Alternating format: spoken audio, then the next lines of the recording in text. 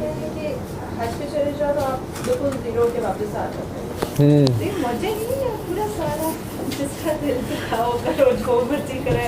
And में जिनके पास पैसा होता है, मैं ऐसे लोगों को जानती हूँ जिससे जाते हैं हज करते ये बेटा ये तो अपना एक ढकोसले है ना, ये तो कुछ लोगों की अपनी कहने की बातें हैं, ठीक है। अल्लाह की आंखों में तो धूल नहीं झोंकी जा सकती। आप मुझे ये बता दें कि मैंने आपका दिल दुखाया, आपसे ज़्यादती की है, आपका कैरियर तबाह कर दिया या आपकी लाइफ डिस्टर्ब कर दी है, और मैं इतना अमीर हूँ कि मैं पूरा रमज़ान खाना काबा के में बैठ के और तवाफ़ करके और उम्रे कर सकता हूँ, और फिर या मेरे वहाँ इतने ताल्लुकात हैं बादशाह सलामत से कि मैं खाना काबा के अंदर जो है वो पूरे महीने का एतकाफ़ काट सकता हूँ। तो आपने मुझे माफ़ नहीं किया, आप लाहौर बैठी हुई हैं, तो आपका ये ख्याल है अल्लाह माफ़ कर देगा मुझे? मैं किन चक्रों में ये कर रहा हूँ?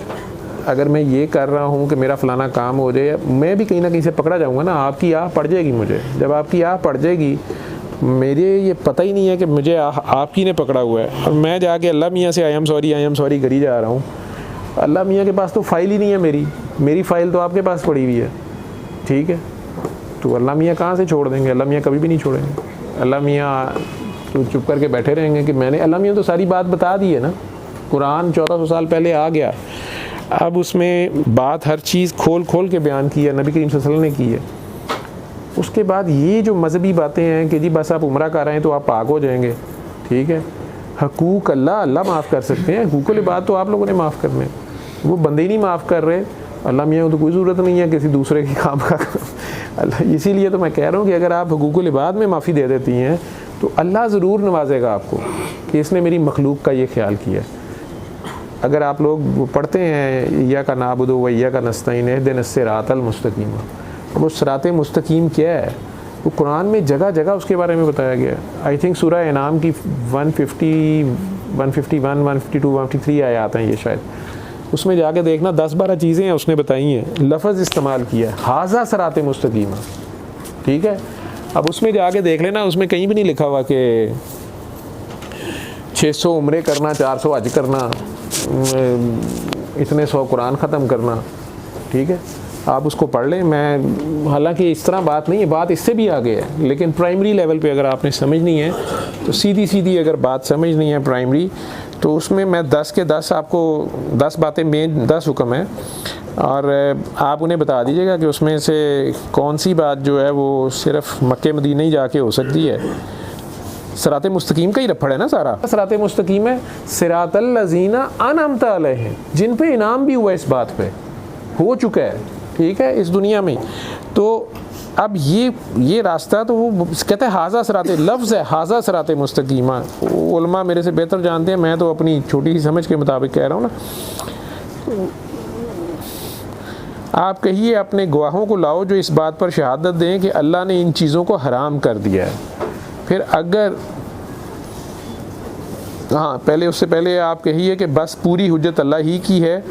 फिर अगर वो चाहता तो तुम सबको राह रास्त पर ले आता, अगर वो चाहता। वो क्यों नहीं चाह रहा, ये नहीं कि वो जालिम है, उसे दिलों का हाल पता होता है कि कौन चाह रहा है और कौन नहीं चाह रहा है, ठीक है। मुनाफिक के नसीबे में हिदायत नहीं है, जो ऊपर से फ्रॉड कर रहा है अंदर से कुछ और कर रहा है। आप कहिए कि अपने गवाहों को लाओ जो इस बात पर गवाही दें कि अल्लाह ने इन चीज़ों को हराम किया है। फिर अगर वो गवाही दे दें तो आप उसकी शहादत ना दीजिएगा, और ऐसे लोगों के बातिल ख्यालात का इत्बा मत किया कीजिए जो हमारी आयतों की तकज़ीब करते हैं।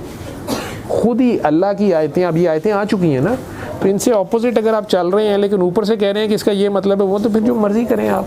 और वो जो आखिरत पर ईमान नहीं रखते और अपने रब के बराबर दूसरों को ठहराते हैं, शिरक की भी बात हो रही है, लेकिन ये आखिरत पर ईमान रखने की मतलब है। जिस बंदे को पकड़े जाने का डर नहीं है वही बदमाशी कर रहा है ना।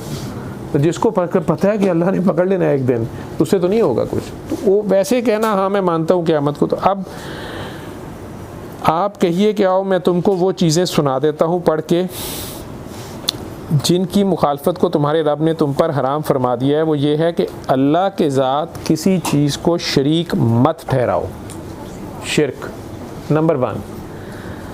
नंबर 2 क्या है, और माँ बाप के साथ एहसान करो, ठीक है। माँ बाप के साथ अदल नहीं, एहसान करो। अब माँ बाप, आपके माँ बाप भी हैं, आपके सास ससुर भी हैं, और कोई भी माँ बाप बड़े हैं, ठीक है। उस्ताद भी माँ बाप की तरह होता है। और अपनी औलाद को भूख के डर से कत्ल मत करना, खामखा अबॉर्शन इस चक्कर में भी ना कर देना, ठीक है, या वैसे बच्चों को कत्ल ना कर देना।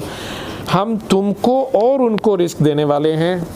अच्छा, और बेहयाई के जितने भी तरीके हैं उनके पास भी ना जाना। अब ये बड़ी स्ट्रेट फॉरवर्ड बातें हैं, इनकी डेफिनेशंस आपने अपनी अपनी खुद फैसला कर लेनी है।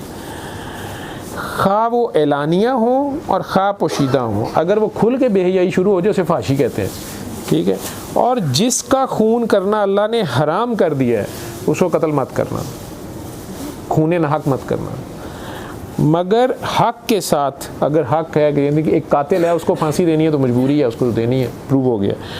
और उनका तुमको ताकीदी हुक्म दिया गया है ताकि तुम समझो, और यतीम के माल के पास भी ना जाना। अब मुझे बता दें, ये नमाज है, ये मेन, ये इस्लामियात की मेन मुआशरती उलूम की शाख है, ठीक है। सारा जोर तो इस पे आ रहा है, अभी इसमें तो नहीं आ रहा उम्रे करके हो। मगर ऐसे यतीम के माल के पास भी ना जाना, लेकिन अगर जाना पड़ रहा है ऐसे तरीके से जाओ जो कि एहसन हो, और यहाँ तक कि जब वो सुन्ने रुशद को वो एडल्ट हो जाए और नाप तोल, तो तब आप उसका माल उसके हवाले कर दो।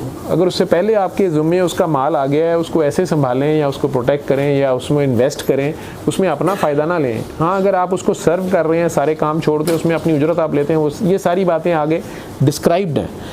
और नाप तोल पूरी किया करो। अब ये देख लो, हमारे जितने कारोबार हो रहे हैं उनमें कितना नाप तोल पूरा है, हम अपनी ड्यूटियों में कितना नाप तोल पूरा कर रहे हैं, अपने घरों में कितना नाप तोल पूरा कर रहे हैं इंसाफ के साथ। और हम किसी शख्स को उसकी ताकत से ज़्यादा तकलीफ़ नहीं देते। और जब बात करो तो इंसाफ करो, ठीक है। गो वो शख्स तुम्हारा रिश्तेदार ही हो, लेकिन अगर आपको गवाही देनी पड़ गई है तो सच गवाही दो। और अल्लाह से जो अहद किया हुआ है उसको पूरा करो। अब ये कौन सा अहद किया हुआ है? असल चीज़ तो ये है, वो कहता है ये मेरे से वादा किया हुआ और भूले हुए हैं, ये मेरे से वादा किया हुआ और भूले हुए हैं। तो जो अल्लाह से अहद किया उसको पूरा करो। इन सब का अल्लाह ने आपको ताकीदी हुक्म दे दिया है। ताकीदी होता है यानी बार बार रिपीट करना कि ये बहुत इंपॉर्टेंट चीज़ें हैं ताकि तुम लोगों को याद रहें। और ये कि हाज़ा सिरात मुस्तकीमा, और ये कि ये है मेरा सीधा रास्ता दीन का जो मुस्तकीम है, सो इस राह पर चलो। और दूसरी इसके अलावा राहें, अब इसको सारों को उल्टा कर लो तो वो इंटायरली इससे ऑपोजिट है। यतीम से जुल्म कर रहे हो तो बिल्कुल ऑपोजिट चले गए, उधर से नमाज़ें पढ़ रहे हो तो हो गया कि ना हो गया। तो वो राहें तुमको अल्लाह की राह से जुदा कर देंगी, और इसका तुमको अल्लाह ताला ने ताकीदी हुक्म दिया है ताकि तुम परहेज़गारी इख्तियार करो। इस सारे को वैसे उसने एक लाइन में सूरह इंसान में डिफ़ाइन कर दिया है कि बेशक इंसान के ऊपर, पहली 3 आयतें हैं, बेशक इंसान के ऊपर एक ऐसा वक्त गुजरा है जो काबिल ज़िक्र भी नहीं है, शर्म आती है, हया आती है बात करते हुए। इसे मिले जुले नुतफ़े से पैदा हो गया, उसके बाद इसकी हड्डियाँ गोश्त पोश सीधा किया। बेबी पैदा भी हो जाए ना तो वो खड़ा नहीं हो सकता, आप एज ए डॉक्टर भी जानते हो, एज ए माँ भी जानते हो, उसकी अभी हड्डियाँ नहीं सीधी होती, ठीक। 12-14 साल की एज में आके हड्डियाँ सारी जुड़ती हैं, सीधा प्रॉपर स्ट्रक्चर तैयार होता है, और फिर उसे देखने सुनने वाला बनाया। वैसे वो पैदा होते ही देखने सुनने वाला होता है, ठीक है, लेकिन ये देखना सुनना कौन सा है? जो दिल की आँख है। अब उसको सेंस है सारी, उसके पास एनालिसिस की सारी एबिलिटी है जब वो एडल्ट हो गया, ठीक है। अब अल्लाह कहता है, और अब उसे 2 राहें दिखा दी, शुक्र करे या ना करे, शुक्र करे या ना करे, बस इसमें उसने बात ख़त्म कर दी, शुक्र करे या ना करे। ये 2 एंटायरली 180 डिग्री पे रास्ते हैं, सीधी सी बात कर दी।